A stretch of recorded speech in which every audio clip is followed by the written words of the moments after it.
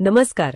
आज आपण एका अत्यंत विशेष आणि दुर्मिळ अशा देवस्थानाबद्दल बोलणार आहोत. नमस्कार. श्री दत्तावधूत मठ. तर महाराज एकमुखी रूपात आहेत आणि अनघा देवींसोबत विराजमान आहेत. आणि सगळ्यात आश्चर्यकारक गोष्ट म्हणजे एकाच मूर्तीमध्ये ब्रह्मा, विष्णू आणि महेश यांचं एकत्रित स्वरूप आहे. आणि हे उंबराच्या झाडाखाली आहे. उदुंबर वृक्ष दत्त संप्रदायात महत्वाचा मानला जातो आणि हे एक जागृत स्थान म्हणून ओळखलं जातं.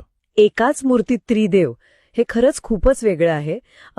त्या मूर्तीबद्दल आणखी काय सांगता येईल? तर ही मूर्ती आहे ना, ती खास दक्षिण भारतातून आणलेल्या कृष्णशिळेत घडवली आहे. आणि तिचं वैशिष्ट्य असं आहे की एका कोणातून पाहिलं तर साक्षात शंकराचं रूप दिसतं, दुसऱ्या कोणातून बघितलं तर भिक्षा मागणाऱ्या ब्रह्मदेवाचं स्वरूप जाणवतं. तिसऱ्या बाजूने विश्वाचं पालन करणारे विष्णू, म्हणजे तिन्ही देव एकाच मूर्तीमध्ये. आणि दत्त महाराज इथे एकमुखी आणि द्विभुज आहेत, म्हणजे 2 हातांचे, आणि ते उभे राहून आशीर्वाद देताना दिसतात. म्हणजे केवळ दर्शन घेतानाही तिन्ही देवांचं स्मरण होतं. खूपच छान.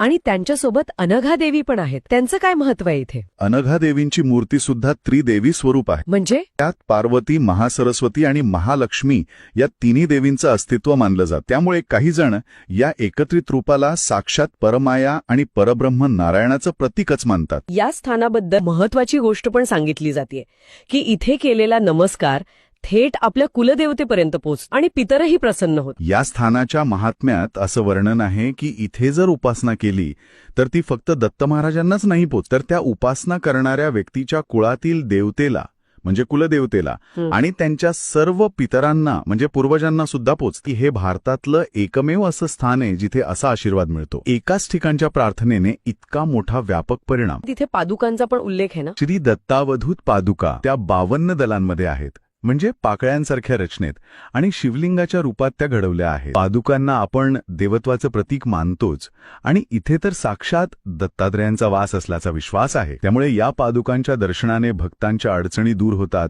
आणि इच्छा पूर्ण होतात. अजून एक थोडी गूढ वाटणारी गोष्ट, जिवंत समाधी. इथे सद्गुरू श्री रामचंद्र महाराजांनी वसंत पंचमीच्या दिवशी 1.5 पुरुष खोल पाण्यात बसून जिवंत समाधी घेतली. जिवंत समाधी ही म्हणजे देह त्यागण्याची एक योगिक प्रक्रिया असते. त्यांची भूगर्भ समाधी, म्हणजे जमिनीखाली असलेली समाधी इथे आहे, आणि त्यामुळे सुद्धा हे स्थान अधिक जागृत मानलं जातं. हे स्थान राजापूर स्टेशन पासून अगदी जवळ आहे, म्हणजे 2 किलोमीटरवर. आणि मुंबई गोवा हायवे पासून साधारण 15 किलोमीटर अंतरावर आहे. म्हणजे कोकणात जाणाऱ्यांसाठी अगदी सहज पोहोचण्यासारखं आहे हे ठिकाण. आणि तिथे स्वामी निक्रे म्हणून आहेत. त्यांच्याशी संपर्क साधून अधिक माहिती किंवा दर्शनासाठी विचारणा करता येऊ शकते. तर हे निक्रे येथील श्री दत्तावधूत मठ खरंच अनेक वैशिष्ट्यांनी परिपूर्ण आहे म्हणायला हवं. एकमुखी दत्त, त्यात त्रिदेव, मग अनघा देवींमध्ये त्रिदेवी, कुलदेवता आणि पितरांपर्यंत पोहोचणारा नमस्कार, विशेष पादुका आणि जिवंत समाधीस्थळ. आणि ह्या सगळ्याचं मूळ कदाचित त्या एका संकल्पनेत असावं